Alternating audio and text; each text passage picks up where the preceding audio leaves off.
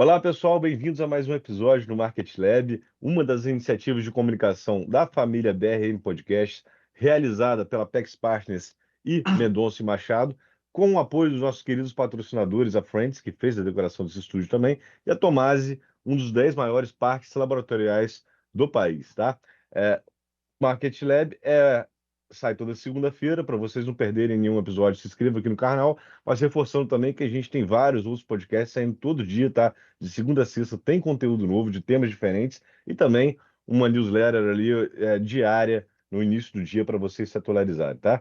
Hoje, recebendo aqui o nosso convidado David Wolff, ampla experiência no mercado, para falar aqui de um tema que está tomando bastante tempo dos gestores tanto locais quanto internacionais, que é exatamente uma mudança de regime aqui da última década, né, basicamente de um excepcionalismo americano, de uma alta performance americana muito forte, que talvez isso tenha sinais aqui de que daqui em diante talvez seja diferente, né? Mas antes de entrar no tema em si, David, é bom a gente entender, né, quem é você, qual foi sua trajetória no mercado, quais foram suas lições de trajetória no mercado, como contribuir aqui para a análise de hoje. Bom, obrigado pelo convite, obrigado a PX. Vai ser interessante conversar com sua audiência. Vou tentar ser breve e conciso. Vocês já repararam que eu tenho um sotaque. Eu sou dos Estados Unidos.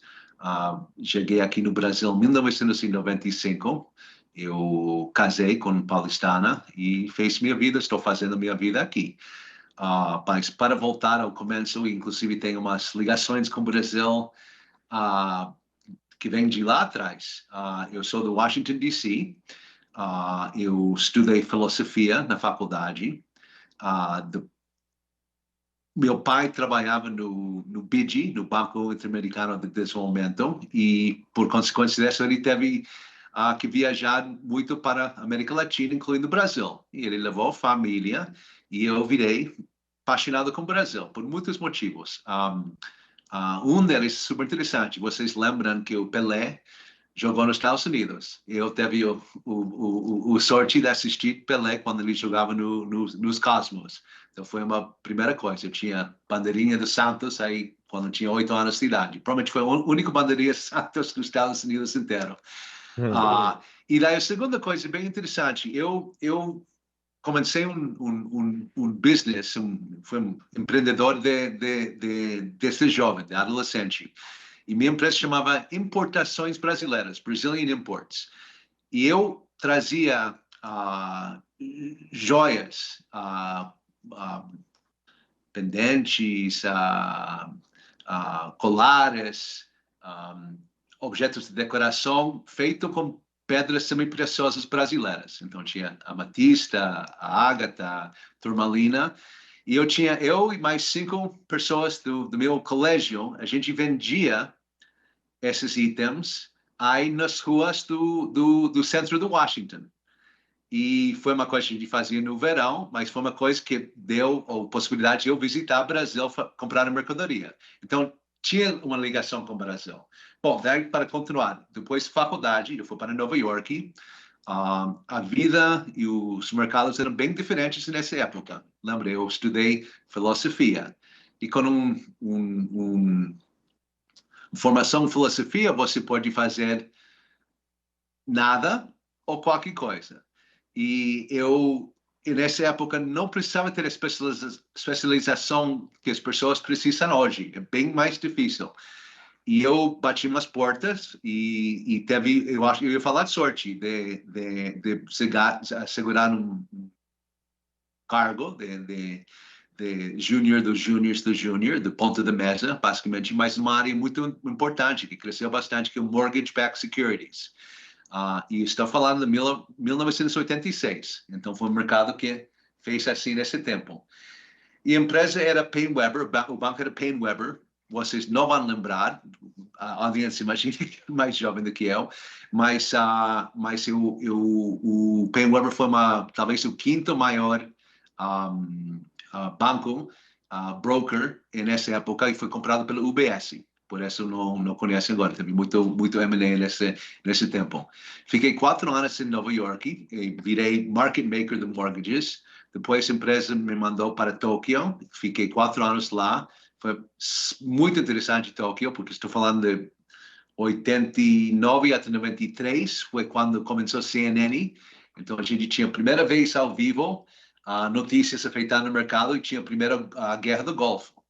Então realmente aquelas cenas das bombas caindo e o mercado mexendo, petróleo para lá, para cá. E esse foi 4 anos, e depois foi para Londres, fiz a mesma coisa em Londres, de market making para os clientes nesse fuso horário. E daí fez a transição para mercados emergentes e vem para Cargill. Recebi um convite para vir para Cargill. Cargill é uma maior empresa privada dos Estados Unidos, uma empresa familiar. Para vocês que não conhecem, é uma multinacional que faz quase muita coisa, mas o forte dela é trading agrícola. E aqui no Brasil, eles são, não sei se são número 1, número 2, exportador de soja e derivados de soja aqui. E como é uma empresa muito grande, com muita diversidade, tinha uma área dentro de Cargill que era quase um hedge fund interno. Porque como eles estavam aí nos mercados locais, se for Moscou, se for Buenos Aires, se for São Paulo, Ásia, eles tinham um certo know-how de legislação, de política. Então, foram bem inteligentes, abriu escritórios, núcleos de pessoas para operar os mercados locais. E eu entrei esse mês aqui no Brasil, comecei também na renda fixa, operando DI. Eventualmente, a gente fez várias coisas. Dou um exemplo super interessante. A gente tinha, na época, e não mentira, literalmente $1 bilhão aqui dentro do país, porque a taxa de juros é muito alta, poderia hedgear para dólar, e a gente, obviamente, tinha limites. Então, a gente tinha a habilidade de trazer dinheiro facilmente. Então, a gente vai falar do IOF depois, e nessa época tinha o IOF, só que o IOF era na entrada, super interessante, você pagava para acessar o mercado local. Então, tinha um limite do que a gente poderia fazer. Então, o excesso, e a gente tinha essa habilidade de trazer dinheiro como exportador. Não vou entrar nos detalhes, mas o exportador tem uma maneira de financiar, trazer dinheiro, totalmente legal, tudo isso aqui.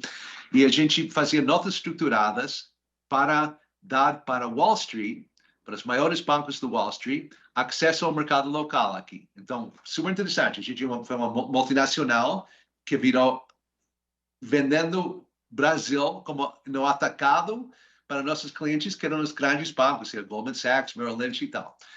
Então foi legal porque teve experiência também no estruturação das coisas. E finalmente no meu 10 anos na Cargill, a gente abriu um banco. Então até hoje existe o Banco Cargill. É o único banco que a empresa tem no mundo e foi um projeto de 2 anos. Vocês sabem como realmente o mercado financeiro é muito profissional aqui, então todos os sistemas, tem que ser muito rigoroso com tudo. Vocês também no mercado, todo o mercado financeiro realmente é muito seguro aqui, que é uma coisa super positiva do Brasil. A gente viu no crise de 2007, 2008, como o Brasil sofreu muito pouco. Então, esse encerra meus 10 anos aí na Cargill. Finalmente, só para tocar, eu fui no Unibanco, fui diretor da tesouraria no Unibanco. Fiquei 2 anos num hedge fund em Londres, que virou parte do BTG, chamava Lenticia. E eu saí do mercado, entrei na economia real. Eu tinha uma empresa de food truck, era a número 1 empresa de food truck, só que a gente não fazia comida, a gente alugava nossos trucks, vehicles enormes, todos envelopados, bonitos, para clientes grandes. Então, tinha Nestlé, tinha Vigor, tinha Outback. Então, esse deu muito certo, apesar que ser gringo fazendo negócio na economia real no Brasil é um desafio. Mas daí, como é utilizado em eventos, os clientes pegavam nossos food trucks e iam para pontos de fazer promoção dos produtos deles. Veio o Covid e, obviamente, essa deu uma parada. E a última coisa que eu gostaria de mencionar é que eu entrei na gestora de recursos Armor Capital, e fiquei 1 ano e meio, depois de todo esse tempo na vida privada. E esse chega ao presente. Pô, muito rica a história. É interessante que você tem a conexão desde sua infância aqui com o Brasil, mas você vem para Cargill numa empresa que, no final das contas, a Trade Commodities, ela tinha um braço financeiro aqui, porque tem que fazer operações de hedge, né? Só que parece que é uma história única aqui da Cargill aqui no Brasil, que ela acabou virando não só a empresa que fazia atividade, enfim, da matriz, mas também acabava estruturando produtos lá para fora. Como é que foi? Explora um pouquinho mais essa história, como é que ela começou. O mercado hoje, né, é muito fácil você pegar dinheiro e enviar lá para fora como pessoa física, investir em qualquer geografia e o contrário também. Antigamente o negócio era muito mais difícil, né? As barreiras eram muito maiores, e o mercado aqui brasileiro também era muito menor, né? Eh, Me conta um pouquinho mais como é que foi essa história na Cargill, como é que foi que vocês fizeram um banco lá e o que que vocês prestavam para o investidor do atacado americano? Basicamente, você tinha os papéis, hoje você tem NTNB, Aham. BNB Brasil. Sim, Na especiais época mais. tinha, exatamente, na época tinha NTND, D do dólar. Então, Aham. funcionava exatamente, só que era indexado ao dólar. E as taxas em dólar era, que basicamente o cupom cambial, 11, 12, 13, 14%. Realmente eram umas taxas extremamente gordas. Com um risco, existia, obviamente, o risco da fronteira, mas você teve um prêmio aí que era suficiente para de uma maneira, dentro dos limites de risco que cada banco determinava. E como exportador, Cargill poderia fazer o que chama de pré-pagamentos.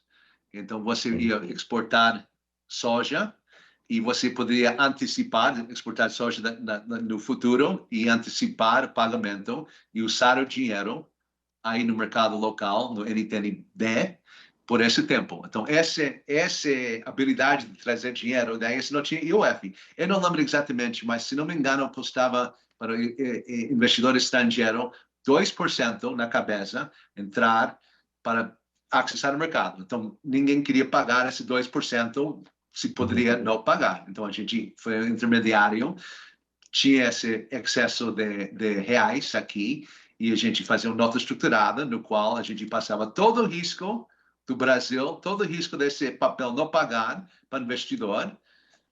A gente comprava 14, ele pagava 13, vamos dizer, ele poupava 1%, a gente ganhava 1%, e ele provavelmente vendia para outro cliente a 10. Então, basicamente, foi uma business realmente como eu falei, de atacado. E eu não lembro os volumes exatamente, mas foi volumes bem grandes, de centenas de milhões de dólares que a gente fazia na época. Então, e a gente teve toda uma. Então, a gente trabalhava com duas áreas. Tinha a área do trading, que eu fazia parte, Uhum. mas tinha uma área que chama TSF, Trading Structured Finance, que especializava nisso.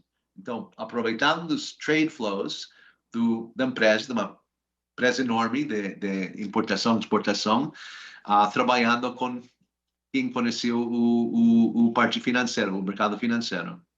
Mas aí o que foi mais diferencial para vocês conseguirem estruturar isso? Foi o entendimento do fluxo, né, que vocês tinham devido ao volume alto que vocês operavam, o entendimento da legislação brasileira, que aqui a gente sabe que é um monte de abuticaba, o negócio é muito específico, né? A dificuldade do gringo entrar aqui é exatamente essa, Eu vou falar de que vocês conseguirem estruturar algo que evitava o custo ali do IOF. não, eu acho que já existia esse know-how. Esse foi o lance meio genial do cara que me contratou na época. E ele falou: olha, a gente já conhece a legislação. Cargill, eu não lembro exatamente, mas Cargill está no país 70 anos. Então, conhece política, conhece Brasília, conhece legislação. Cargill, como empresa privada, não faz nada errada, sabe? Realmente, o nome da Cargill é muito importante, realmente. Então, a gente sabia, ou a empresa sabia, como fazer as coisas no Brasil, sabia o famoso caminho das pedras.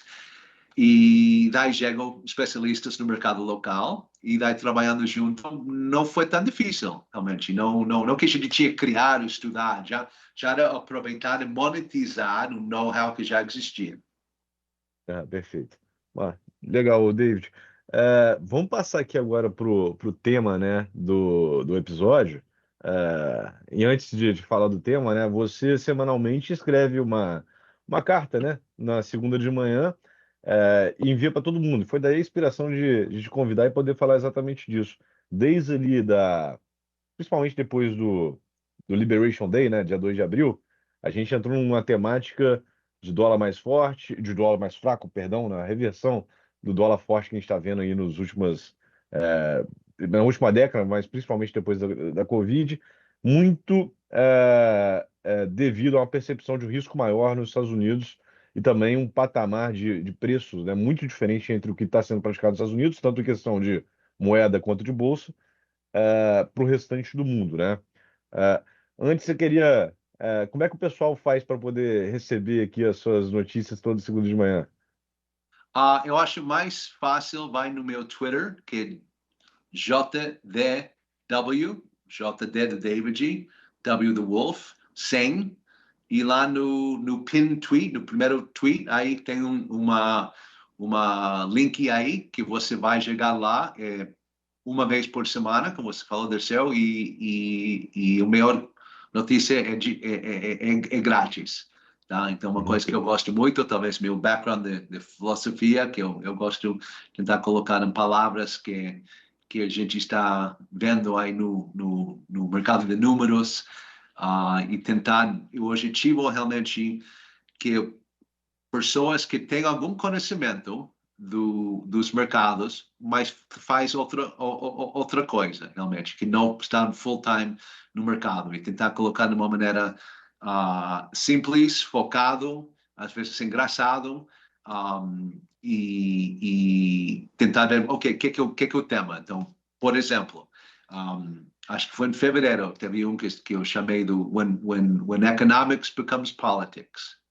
Tá? E realmente virou, tanto no Brasil, tanto nos Estados Unidos, que quase tudo que a gente está fazendo hoje nos mercados, que os players estão fazendo no mercado, está influenciado pela política. Eu acho que eu não lembro um momento no qual a gente eu não sei se 80% da política que os mercados, a gente está vendo todo dia.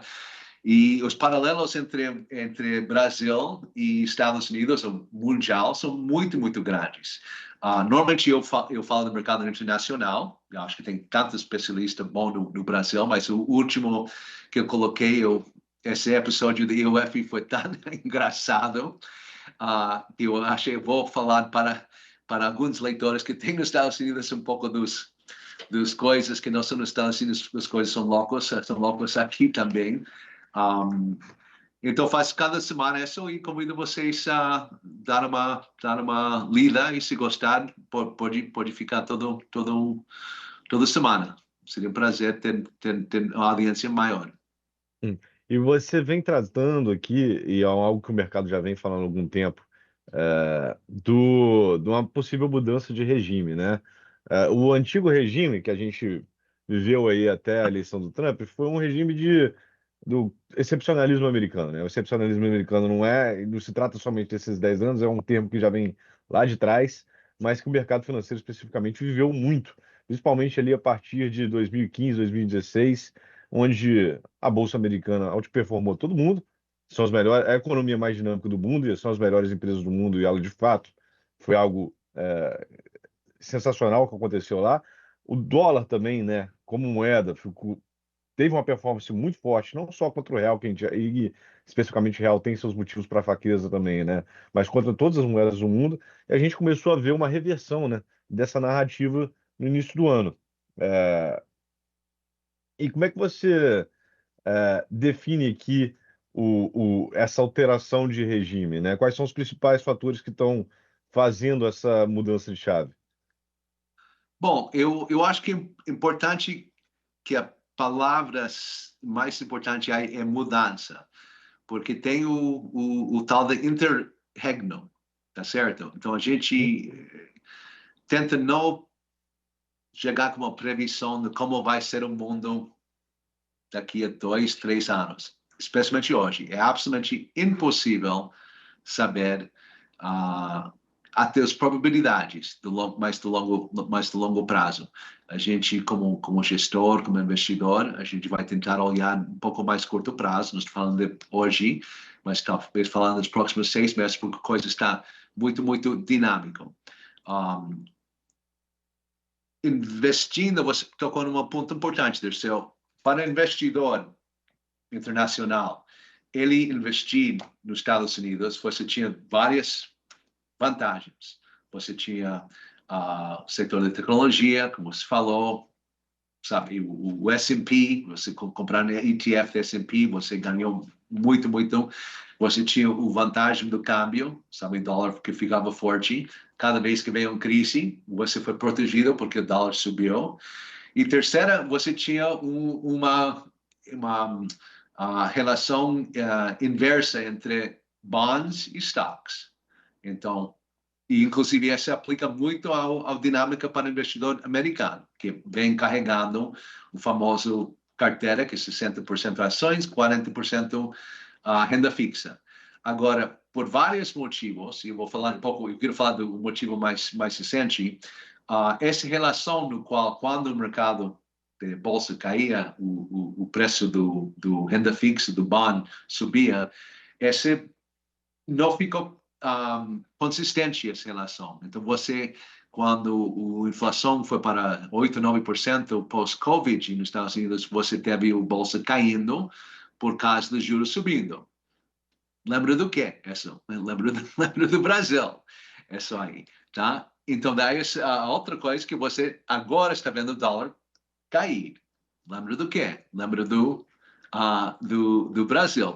Então, você tem a moeda local caindo, você tem o renda fixa, o juro subindo e a bolsa caindo. Falar, o que eu vou fazer agora que as relações mudaram?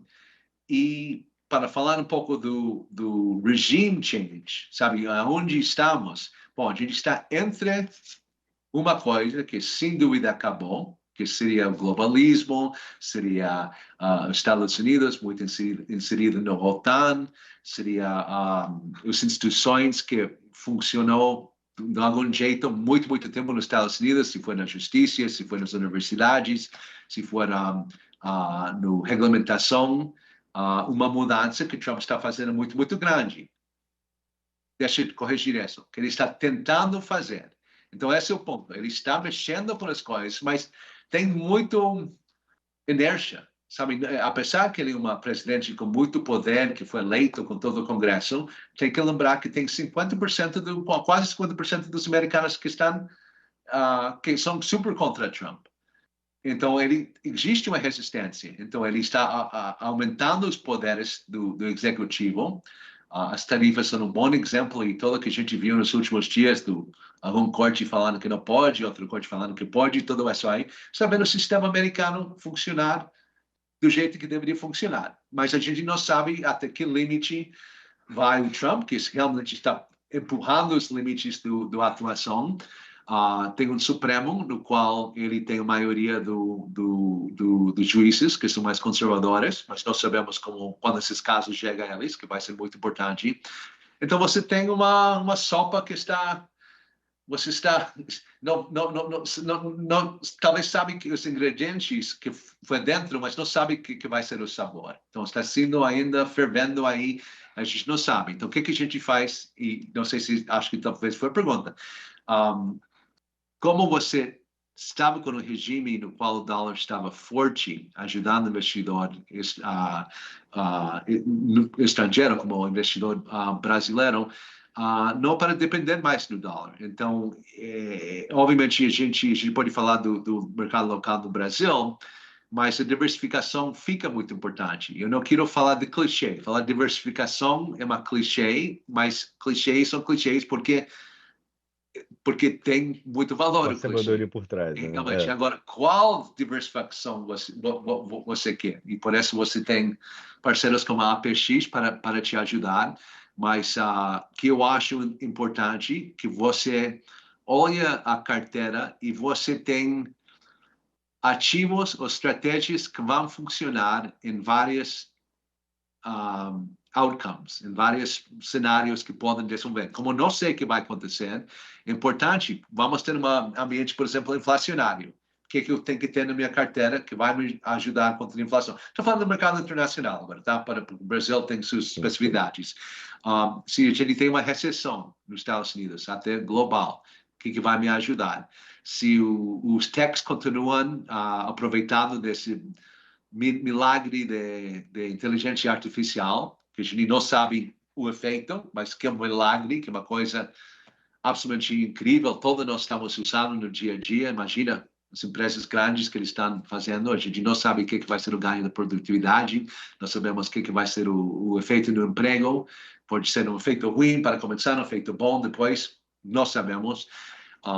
Mas pode continuar muito rally. Então, como é difícil saber, sabe, o que vai acontecer com essa sopa, como vai ser, a gente tem que proteger e ficar preparado para vários cenários. E a carteira no qual era 100% nos Estados Unidos, 100% dolarizado, 100% no Tech, 100% no S&P, eu acho que não vai ter os retornos de uma coisa mais diversificada, com commodities, com outras moedas. Hoje em dia, você sabe, você mencionou antes, é mais, o fluxo de capital é bem mais fácil. Hoje em dia, o brasileiro ele tem N escolhas de como investir lá fora, que é fantástico isso.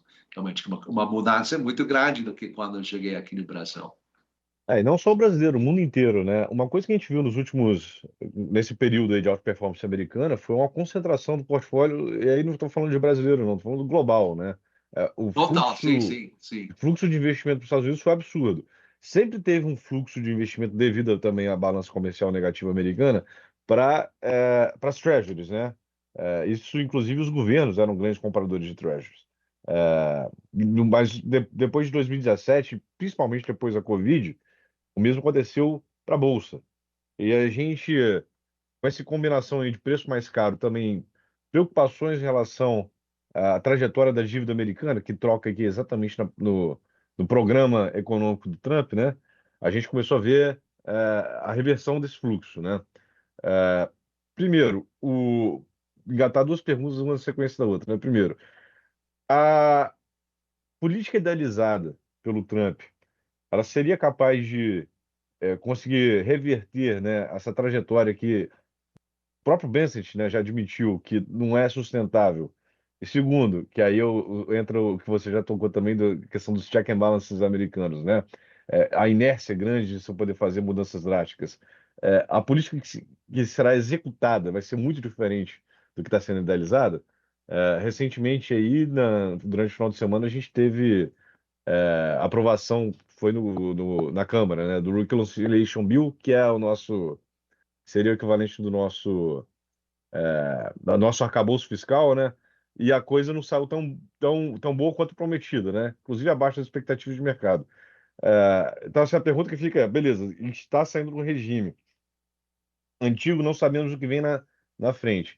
A combinação do que o governo americano está fazendo aqui agora vai ser capaz de estancar esse fluxo de saída dos Estados Unidos, de diversificação para outros ativos? Eu acho que não. Eu acho que acabou esse período, se a gente pensa no no reino, sabe, a rainha, Uhum, sabe, the king, the queen is dead.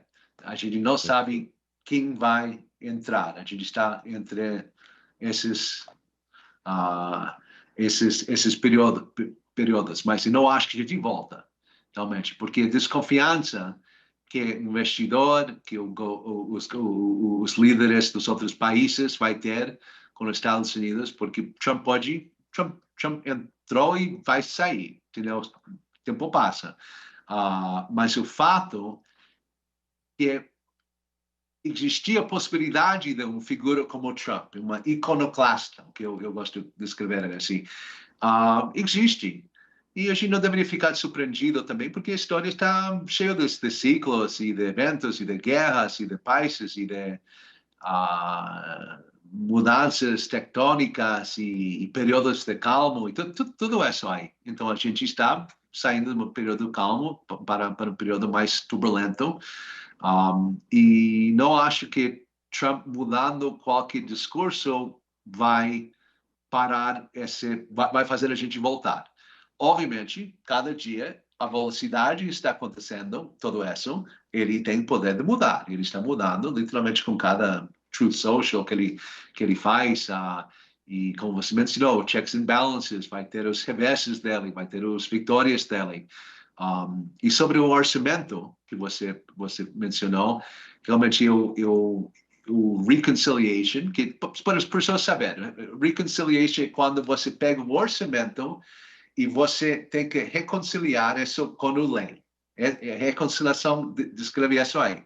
Então, eles têm que chegar a uma legislação que vai bater com as diretrizes que o partido em poder, basicamente o Trump, gostaria de ver nos gastos e receitas, os impostos e como gasta o dinheiro do governo.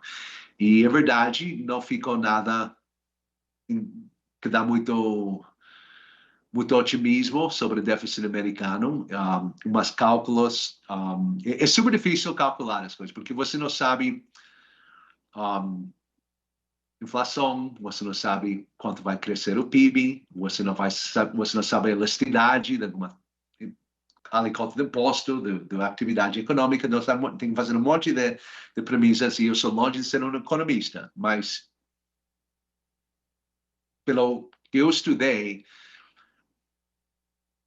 para o déficit fiscal americano chegar aos 3%, lembrando que o secretário do Tesouro, Bessent, que você mencionou, falou que a meta em 4 anos já é 3%. Os Estados Unidos têm que crescer nominalmente, é dizer, inflação mais crescimento real, 9% por ano.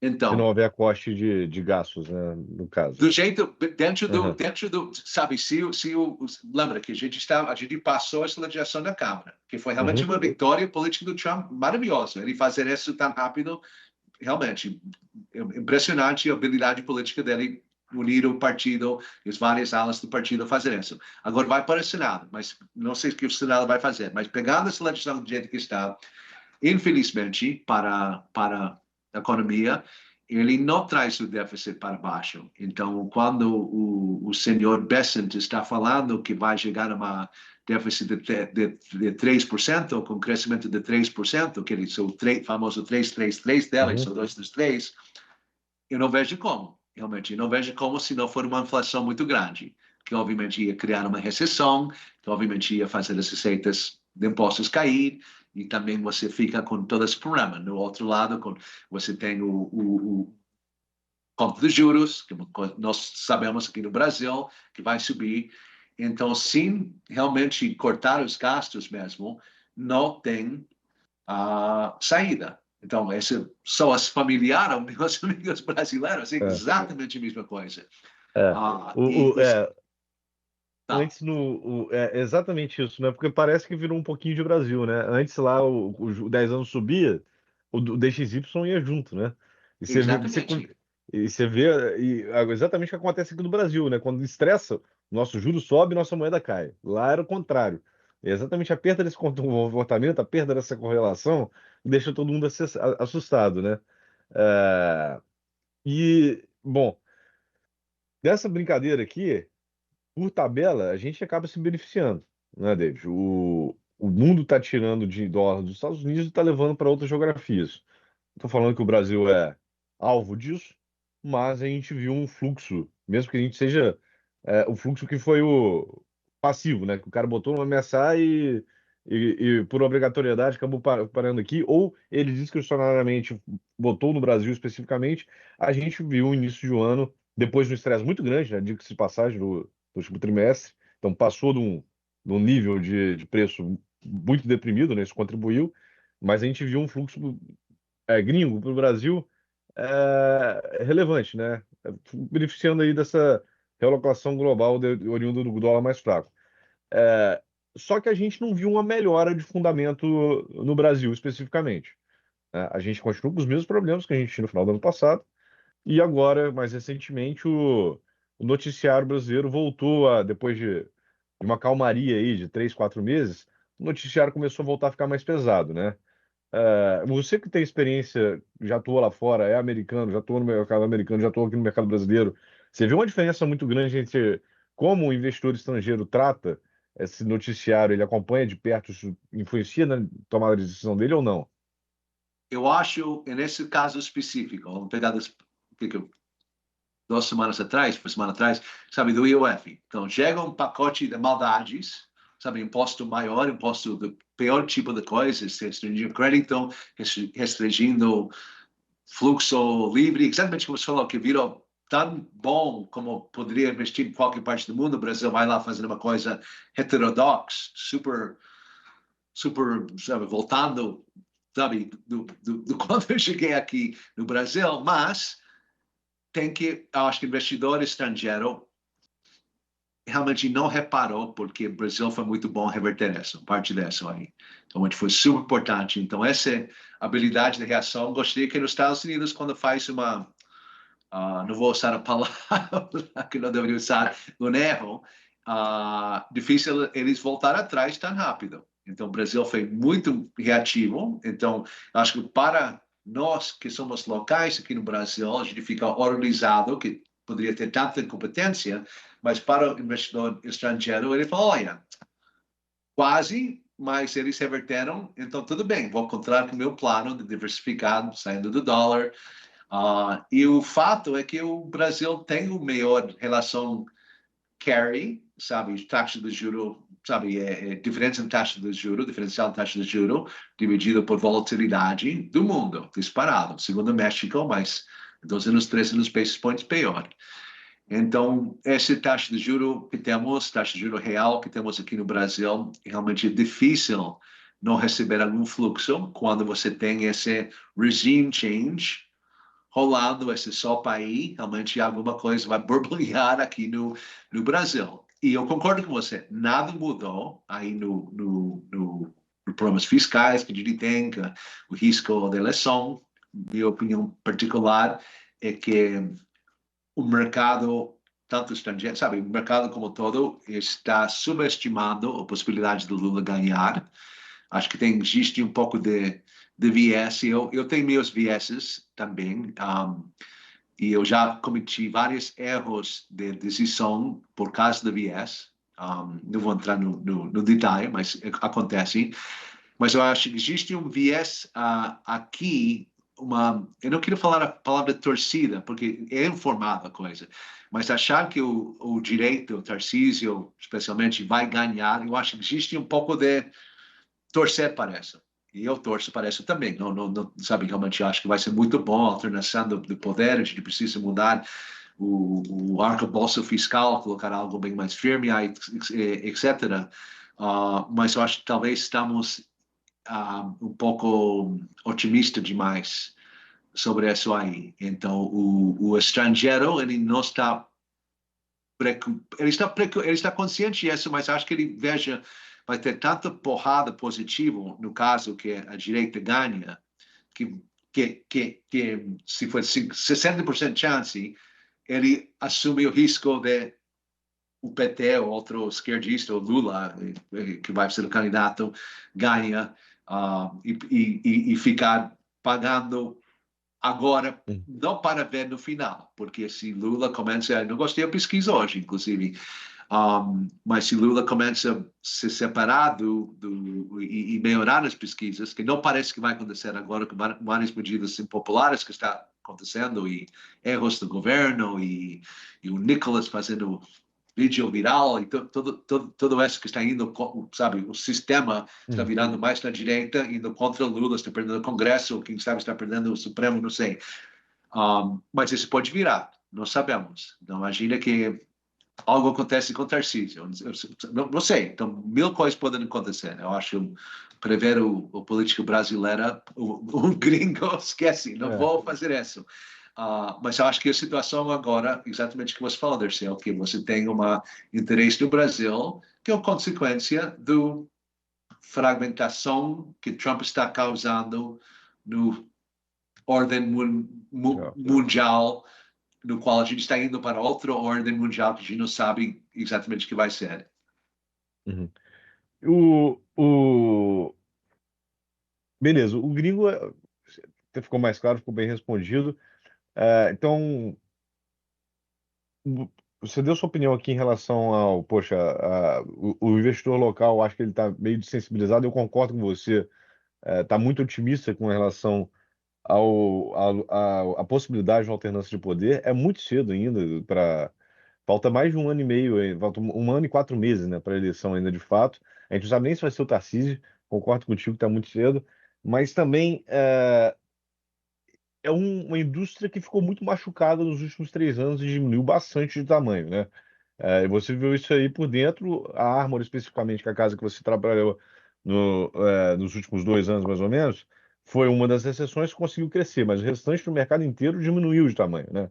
É, primeiro, o juros foi lá para cima, então o investidor ele não precisava correr muito risco para poder ser muito bem remunerado.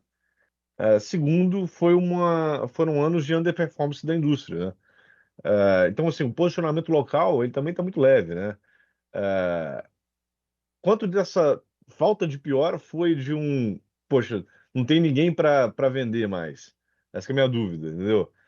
O posicionamento hoje, comprado no Kit Brasil, do local, é, poxa, todo mundo acreditando na alternância de poder ou só não tem ninguém mais comprado sobre o... Eu acho que é difícil te responder, então acho que todo mundo lembra que que a gente fala em inglês, an educated guess, né? Ao invés Uhum. de falar que é. Eu acho que no real uma coisa que o real pode melhorar mais. Eu acho que realmente ele tem uma força baseada nesse carry que ele é meio. Está muito claro que o posicionamento não está ruim. A bolsa, por outro lado, eu acho que está muito esticado. Eu acho que teve alguma uh, chase the trade, sabe, chegar tarde dos players locais, porque começa a subir e tem muita pressão para. Então, se tiver uma revés, eu acho que talvez ia sofrer mais a bolsa. E o juro também andou bastante, realmente. A inflação está longe de ser. Expectativa de inflação longe de ter certeza que vai converger para a meta. Curva já colocando cortes do juro neste ano é muito, muito otimista, possível, mas muito, muito otimista. É verdade que o ciclo de corte de juro pode chegar a 300 basis points, então, ao momento que o mercado cheira que estamos entrando no ciclo de cortar o juro, pode validar os preços do mercado hoje, mas realmente, da mesma coisa que você fala, Dirceu, tem muito tempo até eleição e tem muito tempo até cortar o juro. Entendeu? Não vai cortar o juro nos próximos 3 meses, nem 6 meses, talvez no final do ano, talvez.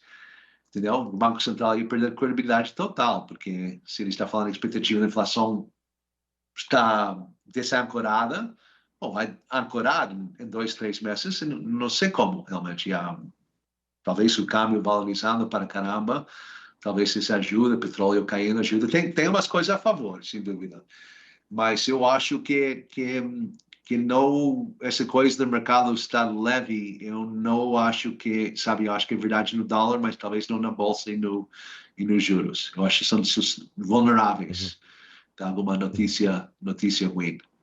Uhum.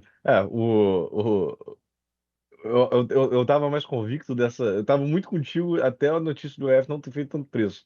Eu fiquei um pouco questionando esse posicionamento. Mas, pô, tem muita bola para rolar ainda, né? E uma coisa que o Lula já começou a reagir novamente, né? À perda de popularidade dele. Ele vai continuar tentando reverter esse quadro, né? Então, essa foi a primeira das medidas que saiu. A gente não sabe o que vai vir para frente. Eu tenho uma certeza, vai vir mais coisa, né? E aí, vamos ver quanto o pessoal aguenta, né? Você falou que, pô, se o juro andou. A gente tem dois juros, né? A gente tem o juro real e tem o juro nominal. O juro nominal andou bastante. Agora, o juro real, pô, caiu 50 bips. Mas a queda foi muito mais no nominal. Você vê uma diferença de precificação entre os dois? É, Sim, sim. Não, o valor para mim está claramente no NTNB, só que falando de situação técnica, posicionamento, aí tem posicionamento muito ruim. O Tesouro fica vendendo, e eu não sei se está verdade isso, mas a leitura do mercado é que gringo não compra NTNB. Uhum. Eu não sei se ele compra ou não compra. Agora, eu ter trabalhado como investidor internacional, eu não vejo por que não comprar. Realmente, você pode comprar do mesmo jeito que você compra NTNF, você vai fazer o mesmo análise, você vai ver andou pré, o NTNB ainda está 7 e alguma coisa. Então, esse pode ser que mudou, acho que desculpa, não lembro exatamente, mas os relatórios do Tesouro que fala que a participação, eu não lembro que velocidade que ele sai, mas sem dúvida a gente não sabe na hora. Então, acho que para quem é paciente, para investidor local, esse NTNB é bem interessante. E realmente, se tiver uma crise muito grande, pode até fechar muito o NTNB. Realmente é possível isso acontecer, porque todo mundo quer proteger sobre a inflação, tem muita demanda, e a taxa pode fechar. Então, ele tem uma certa convexidade interessante. Mas nessa lenga-lenga, parece que o melhor dele é devagar. Eu não posso falar, olha, vai fechar muito, ou não, eu acho que vai fechar muito, não tem essa comissão, não. É um trade mais de médio e longo prazo, né?